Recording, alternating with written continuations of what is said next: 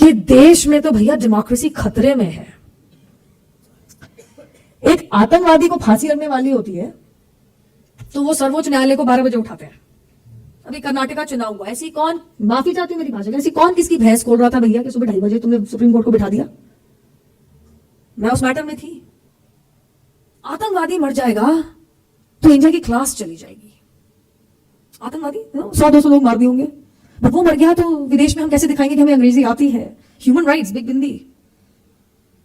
मैं सच में human rights में जो है उनको मैं बिग बिंदी लेडीज कहती हूँ। आप कुछ मेरे को एंटी फेमिनिस्ट कह ले, कुछ कह ले, कहते रहे, मैं महिला होके कह रही हूँ। और क्योंकि सिर्फ गीता पे डिबेट हुई है, और ये जो क्लासी लोग हैं ना वो 10 साल के बच्चे के लिए कहते हैं गीता तो असल में हमारी भाभी थी। 8 साल की बच्ची के लिए तुम कह रहे हो दुष्कर्म हुआ है, लेकिन 10 साल की बच्ची का तुम कह रहे हो अफेयर था। कहते हैं हम हिंदू हैं, क्या जुर्म है हिंदू होना हमारे देश में? हम आपसे कुछ नहीं कह रहे कि जुर्म है मुसलमान होना, जुर्म है क्रिश्चियन होना, जुर्म है सिख होना, हम तो नहीं कह रहे ये। तो आप कैसे कह रहे हैं कि भैया हिंदू होना जुर्म है? मई 24-25 कभी भी आप चुन लीजिए, आपको आके बात करनी है नगर के लोगों से। ज्यादातर हमारे जो कार्यक्रम होते हैं, मैं ऐसे पता चलता है 2 हफ्ते पहले, 1 हफ्ते पहले, और मैं कहती हूँ बस 1 दिन पहले रिमाइंड कर देना ताकि मैं अपना बाकी जो कोर्ट कचहरी का मामला है वो सारा सुलटा के आऊं। लेकिन कोई इतनी परसिस्टेंटली 5 महीने से अगर आपको बहुत प्यार से बुला रहा हो और इतने अच्छे लोगों के भीतर बुला रहा हो, अभी पीछे मेरी कुछ यहाँ पे जो socially enterprising and social activist type जो महिला है यहाँ पे, उनसे मेरी बैठक हुई और यहाँ के ट्रस्टीज से एक मुलाकात हुई। मुझे बहुत अच्छा लगा कि इतना सोच और इतना अच्छा काम और पुण्य का काम तो शायद दिल्ली के लोग भी नहीं करते, अपनी आमदनी से तो खैर कोई नहीं करता। और यहाँ पे जो एक अच्छी कम्युनिटी की फीलिंग है और साथ में मिलके रहकर एक दूसरे को बढ़ावा देकर बच्चों को पढ़ाने की, पढ़ाने की जो एक फीलिंग है वो सच में बड़े शहरों में बहुत कम मिलती है। माफी चाहती हूँ, मराठी की समझ कम है और बोलनी तो खैर मुझे आती नहीं तो इसलिए हिंदी में ही बात करूंगी और बीच बीच में थोड़े बहुत शब्द अंग्रेजी के भी निकल ही आएंगे। वो टीवी की गलती है, कभी कभी हिंदी डिबेट में अंग्रेजी निकल जाती है और ज्यादातर आजकल तो इंग्लिश डिबेट में मैं हिंदी में ही बात कर लेती हूँ, लेकिन चलता है। हम आज की युवा पीढ़ी है, हम धीरे धीरे सीख जाएंगे। आज मुझे जब पता चला कि मुझे बोलना है कि राष्ट्रवाद में महिलाओं का योगदान, कल, आज और कल, इसके ऊपर ये मेरा टॉपिक है, इसके ऊपर मुझे बोलना है, तो मैंने कहा सिर्फ महिला का योगदान क्यों, मतलब राष्ट्रवाद तो मेरे बहुत दिल के प्रति एक ऐसा टॉपिक है कि मैं ना चाह के भी दिख जाता है, चाहे टेलीविजन पे हो, चाहे मेरी पॉलिटिकल एक्टिविटीज में हो। खैर राजनीतिक दल तो मैंने चुना ही ऐसा है, चाहे वो संघ के द्वारा हो जो राष्ट्रवादी सोच को आगे बढ़ाता है और जो राष्ट्र को एक तरीके से एक विकास की राह पे ले जाना चाहता है।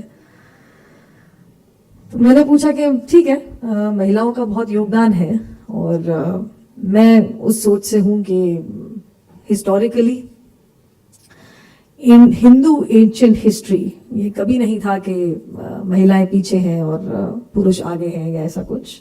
हमारा महिलाओं का योगदान लगभग बराबरी का ही रहा है। ठीक है, कुछ पेट्रियार्कल माइंडसेट जो हमारे को एक तरीके से आप लगा लीजिए दहेज में मिला है, चाहे वो कॉलोनियल इन्वेडर्स के द्वारा हो, चाहे वो आपके एक्चुअल इन्वेडर्स के द्वारा हो, वो हमने सफर किया पास्ट में। लेकिन हमारी मानसिकता क्या है वो बहुत अलग है। शायद इसीलिए इकलौता देश है हमारा भारतवर्ष जिसमें देवी पूजी जाती है। हम सब क्या देवी पूजती है, और ऐसा कोई देश नहीं है जहाँ देवी पूजती है, ऐसी कोई संस्कृति नहीं है जहाँ देवी पूजती है, सिर्फ हमारी संस्कृति ऐसी है। और महिलाओं को बराबरी का ही नहीं बहुत आगे का दर्जा दिया गया है। तो मैंने कहा आपका टॉपिक अच्छा है, लेकिन मैं इसको थोड़ा एक समेट के राष्ट्रवादी सोच क्या है, विचारधारा क्या है, इस सबको, इसके काफी पहलू है, उसको छूते हुए आप लोगों से आज मैं बात रखूंगी अपनी। माफी चाहती हूँ, टीवी पे जैसे मैं चिल्लाती नजर आती हूँ वैसे मैं एक्चुअली बात नहीं करती। तो अगर आप लोगों को लग रहा होगा कि इतने आराम से कैसे बोल रही है, तो वो सिर्फ बाहर सामने जब 4-5 लोग इकट्ठे हो जाते हैं जो सिर्फ मोदी जी का विरोध या लगभग कभी कभी तो भारतवर्ष का विरोध करने बैठ जाते तो अपने आप गुस्सा आ जाता है। मेरे ख्याल से किसी को भी आएगा। मैं भारत की एक आम नागरिक हूँ और मैं वो इंटॉलरेंस डिबेट हुई थी ना, मेरी असहिष्णुता वहां शुरू होती हैं जहां से इनका भारत विरोध शुरू होता है। ये साफ है, क्लियर है मेरे दिमाग में। मुझे इस देश में इसलिए मेरे माँ बाप ने नहीं जन्मा कि मैं भारत को गाली दूं, इसके टुकड़े मांगू, सिसेशन मांगू, बाल्कनाइजेशन मांगू, बर्बादी मांगू, बंदूक की नोक पे आजादी ले लूं। मैं तो आजाद जी रही हूं, पता नहीं किसको क्या परेशानी, किस चीज से आजादी चाहिए। ये मेरी विचारधारा कभी थी नहीं। इसलिए नहीं क्योंकि कोई घर परिवार में कोई है, कोई राजनीति से या कोई वकील है, कोई भी नहीं है, फर्स्ट जनरेशन हूं।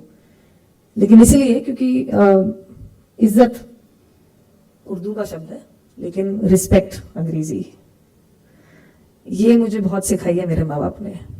जहां रहते हो अपने घर को गंदा नहीं करते, जहां रहते हो अपने घर को, परिवार को गाली नहीं देते। आपका घर भी एक देश के अंदर है, एक शहर में है, एक राज्य में है, देश के अंदर है। आप एक देश का हिस्सा हो, आप उसको कैसे गाली दे सकते हो? घूम फिर के तो आपके घर पे ही गाली आएगी। अपने घर की बर्बादी कोई चाहता है या मांगता है? कोई नहीं मांगता। तो आप देश की बर्बादी कैसे मांग रहे हो? ये कॉन्सेप्ट जो शुरू हुआ है, ये बहुत आगे जाने की जरूरत और पीछे जाने की जरूरत नहीं है। ये कॉन्सेप्ट सिर्फ हमारी संस्कृति के रूट के ऊपर अटैक है।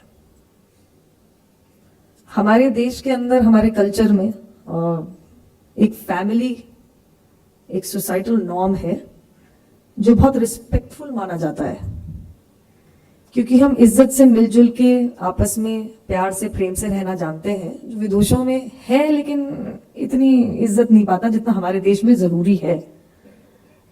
हम मिल बांट के, मिलजुल के रहना चाहते हैं, और वो एक तरीके से राष्ट्रवाद सोच की परिभाषा है। ये उसके रूट के ऊपर अटैक है। और वो क्यों है? क्योंकि अभी फिलहाल राजनीति में एक ऐसे शख्स बैठे हैं जो आपके टिपिकल पॉलिटिकल बैकग्राउंड से नहीं है। हमारे प्रधानमंत्री श्री नरेंद्र मोदी जी कोई उच्च कास्ट में पैदा होके, करोड़ों की जायदाद के साथ, डायमंड का चम्मच मुंह में लिए पैदा नहीं हुए थे। हमारे प्रधानमंत्री श्री नरेंद्र मोदी जी एक बहुत ही सामान्य परिवार से, शायद पैसे की कठिनाई देखते हुए, चाय बेचते हुए, अपने पैरों पे खड़े होके 35 साल की मेहनत के बाद संघ में वॉलंटरी काम करते करते पहले मुख्यमंत्री बने गुजरात प्रदेश के, और फिर देश के प्रधानमंत्री बने। आप लोगों ने, हम लोगों ने उनको वोट करके भेजा, मतदान देके। वो तो इज्जत की रोटी कमा रहा है ना। हमारे देश में क्योंकि एक भूरे रंग का आदमी पकौड़ा तल रहा है, वो भिखारी समान है कांग्रेस पार्टी के लिए। ये झेप बोल रही है, शर्मिंदगी। लेकिन इंग्लैंड से एक गवर्नेंस आती है, क्योंकि शादी हो गई गलती से, वो पढ़ी लिखी नहीं है, वो क्लास है। मैं तो बहुत बड़े बड़े पत्रकार हैं, ऐसी ऐसी ऊंची ऊंची डिग्रियां लेके आए हैं यूएसए और यूके से, के मेरे को लगता है कि कहाँ डिग्री पीछे छोड़ा है, दिमाग पीछे छोड़ा है, क्या करके आए हो? पढ़ के तो मैं भी आई हूं, और मैं तो एलएसी जैसी जगह टॉप भी करके आई हूं। अपने मुंह से बोलती हूँ, I am not modest about it, I am immodest about it. भारतीय दिमाग है मेरे अंदर, खूब चलता है। मुझे तो कोई ऐसा नहीं लगे किले फतेह कर ली मैंने। अच्छा ठीक है, यहाँ क्या है, पढ़ना ही तो है, हम ही तो पढ़ते हैं, देश ही तो पढ़ता है। झेप है। तो ये राष्ट्रवादी सोच के बारे में मैं आपसे बात करने आई हूं। जब तक अपनी इज्जत, अपने घर की, परिवार की इज्जत हम खुद ही नहीं करेंगे ना, विदेश में कोई नहीं करने वाला। 2010 में मैं बाहर पढ़ने गई, कॉमनवेल्थ गेम्स कैंप चल रहे थे, आपको ध्यान होगा। सितंबर में हमारा सेशन शुरू हुआ, तो ओरिएंटेशन शुरू हुई। डीन आके कहता है कि हम कुछ 180 या 200 कुछ ऐसी कुछ स्टूडेंट्स थे from all over the world, कि जो एक ही देश से है। वो आगे चार, मतलब मैं अगर यहाँ बीच में बैठी हूँ ऐसी ऑडिटोरियम के अंदर, तो मेरे चारों तरफ कोई देसी ना बैठे, मतलब कोई इंडियन ना बैठे, अलग अलग नेशनलिटी की बैठे, ताकि हमारा इंटरमिंगलिंग हो जाए। तो सारे उठ गए, एक दूसरे को चेंज करने लगे कि हम अपनी अपनी नेशनलिटी के अगल बगल में ना बैठे। फिर उसने अटेंडेंस टाइप लेनी शुरू करी, परसेंटेज गिनने के लिए, कि भाई मास्टर्स ऑफ लॉ की क्लास में कितने बच्चे, कितने स्टूडेंट्स कौन से देश से। सारे देश के नाम लिए उसने। जब इंडिया बोला तो मैं हाथ ऊपर, बतेरे इंडियंस थे मेरी क्लास में। मेरा हाथ नीचे भी नहीं आया था। एक इजराइल से लड़की थी, नताशा विकरी, मैं उसका नाम नहीं भूलती क्योंकि उसका इंट्रोडक्शन ही ऐसे हुआ मुझसे। उसने फटाफट मेरा कंधा पकड़ लिया। आई एम सो सॉरी। मैंने कहा क्या हो गया भाई, यू सॉरी? मैंने कहा तूने कुछ किया क्या मेरे पीछे, तू सॉरी क्यों बोल रही है? तो बिफोर आई कुड रिएक्ट मैंने कहा व्हाई आर यू सॉरी? कहती no I am so sorry. All national television, national newspapers, September 2010 are full of how corrupt India is. Commonwealth country ना, कि हम $40 में एक 40 रुपए का टॉयलेट पेपर खरीद रहे थे। ये न्यूज वहां पे भी बनी थी, सिर्फ अर्नब गोस्वामी नहीं चिल्ला रहा था। और वहां पे पढ़ रहे थे, सब पढ़ रहे थे कि भाई सरकार चोर है। मेरा इतना सा मुंह हो गया। वो मेरी झेप थी, यार मेरे देश को चोर बोल रही है, मैं क्या बोलूं? क्योंकि वो सच है। मैं क्या बोलती? नहीं, कांग्रेस बहुत साफ पार्टी है, नहीं कह सकती थी मैं, क्योंकि सत्य था वो मेरी शर्मिंदगी थी।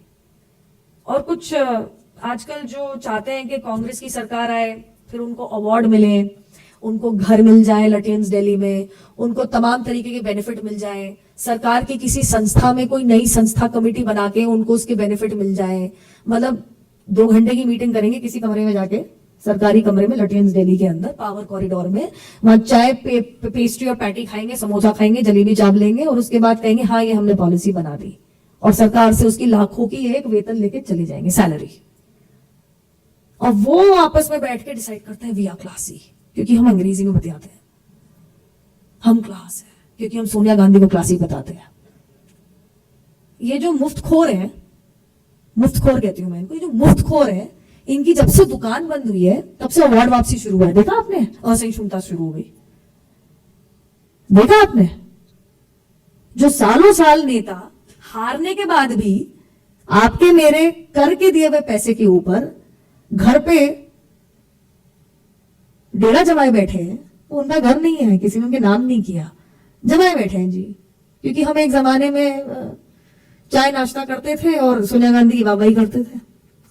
मैं जितना इस बारे में सोचती हूं, और मेरा तो काम ही सोचना है, मेरा तो काम ही टीवी पे,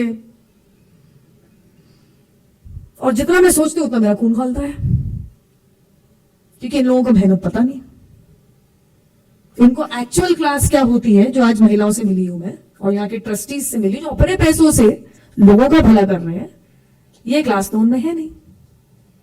कि देश में तो भैया डेमोक्रेसी खतरे में है। एक आतंकवादी को फांसी लगने वाली होती है तो वो सर्वोच्च न्यायालय को 12 बजे उठाते हैं।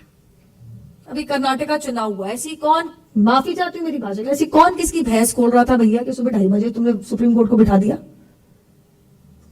मैं उस मैटर में थी। 19th को छुट्टी डिक्लेयर्ड थी, समर वेकेशन सुप्रीम कोर्ट में। 18 लास्ट वर्किंग डे था, 19th फर्स्ट छुट्टी थी। स्पीकर हटाओ, उसके लिए भी सुप्रीम कोर्ट बैठ गई। भगवान ना करे हम में से किसी के घर में चोरी हो जाए, खून हो जाए और अत्याचार होगा। मैं भी देखती हूँ सुप्रीम कोर्ट कैसे बैठती है 2:30 बजे। मैं खुद बोल रही हूं, मैं सुप्रीम कोर्ट में प्रैक्टिस करती हूं, मैं खुद बोल रही हूं। ये आतंकवादी मर जाएगा तो इंडिया की क्लास चली जाएगी। आतंकवादी 100-200 लोग मार दिए होंगे, बट वो मर गया तो विदेश में हम कैसे दिखाएंगे कि हमें अंग्रेजी आती है? ह्यूमन राइट्स, बिग बिंदी। मैं सच में ह्यूमन राइट्स में जो है उनको मैं बिग बिंदी लेडीज कहती हूँ। आप कुछ मेरे को एंटी फेमिनिस्ट कह ले, कुछ कह ले, कहते रहे, मैं महिला होके कह रही हूँ। और क्यों कह रही हूं मैं? क्योंकि इनकी दोगली बातें मैं आपको सुना देती हूँ। एक ही कभी रिसेंट में जो हुआ है उसका एग्जाम्पल लूंगी। जस्टिस फॉर असीफा, सबने सुना है, कठुआ रेप केस सबने सुना है, आपने सोशल मीडिया पे देखा होगा। पिक्चर आ रही है जी 4 महिलाओं की, तो प्लेकार्ड लेके खड़ी हो गई। और अगर आपने देखा होगा तो अटैक परपेट्रेटर्स के ऊपर नहीं, हमारे मंदिर के ऊपर है। देवी स्थान में रेप कर दिया, क्यों बताने की जरूरत है तुम्हारे को ये? और अगर तुमने बताया, क्योंकि तुम क्लासी हो, इंग्लिश में बोलते हो, यू नो, तो तुम वो वाला प्लेकार्ड कब लेके खड़े होगे कि एक 10 साल की गीता का एक मदरसे में रेप हुआ है सईदाबाद में? कब लेके खड़े होगे? उसके ऊपर डिबेट्स कब होंगी? 10 बजे 9 बजे। मैंने तो एक भी नहीं सुनी, मुझे तो फोन भी नहीं आया किसी के लिए। आपने देखी हो तो शायद मैं गलत हूं, मैंने तो एक भी नहीं सुनी। एक एग्जाम्पल बन के रह गया। लेकिन सिर्फ असीफा पे डिबेट्स हुई है क्या? सिर्फ गीता पे डिबेट हुई है? और ये जो क्लासी लोग हैं ना, वो 10 साल के बच्चे के लिए कहते हैं गीता तो असल में हमारी भाभी थी। 8 साल की बच्ची के लिए तुम कह रहे हो दुष्कर्म हुआ है, लेकिन 10 साल की बच्ची का तुम कह रहे हो अफेयर था। घटिया सोच है, क्लास नहीं है, घटिया सोच है। पोस्टमार्टम की रिपोर्ट आ गई, ये पता चल गया कि असीफा के साथ दुष्कर्म नहीं हुआ।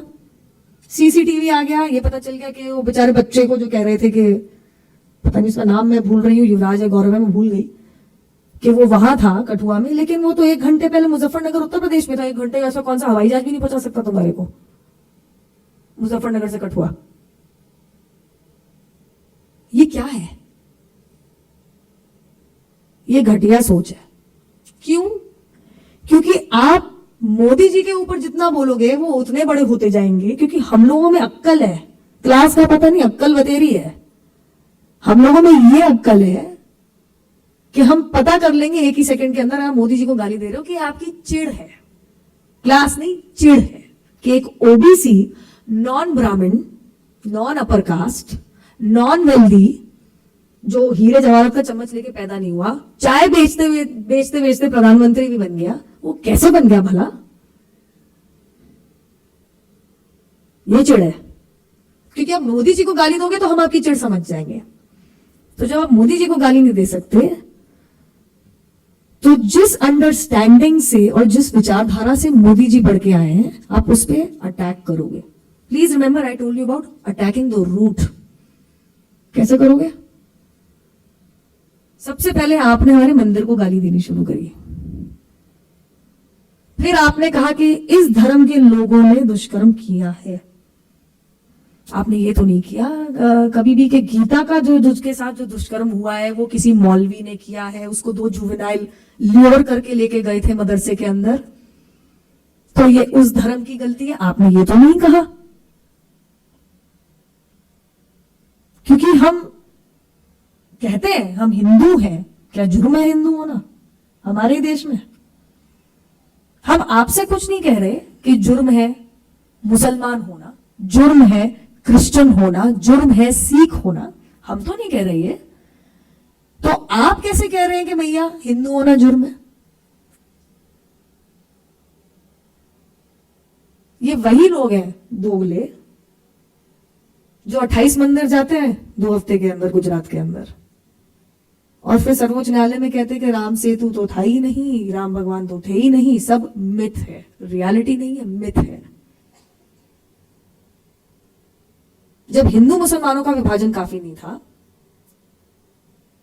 डिविजन अलोंग रिलीजियस लाइंस, जब हमारे पूर्व प्रधानमंत्री ने कहा था, और ये कहीं पे सेक्युलरिज्म की परिभाषा नहीं है कि एक कम्युनिटी को दूसरी कम्युनिटी के से ज्यादा हक है हमारे देश के ऊपर, ये कहां का सेक्युलरिज्म है?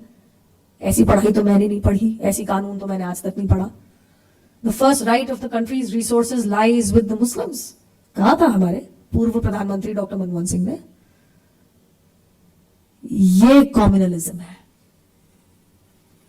जब आपका हिंदू मुसलमानों के बीच में विभाजन से पेट नहीं भरा, तो आपने लिंगायतों को ही माइनॉरिटी बना दिया कि let's try intra religious division now.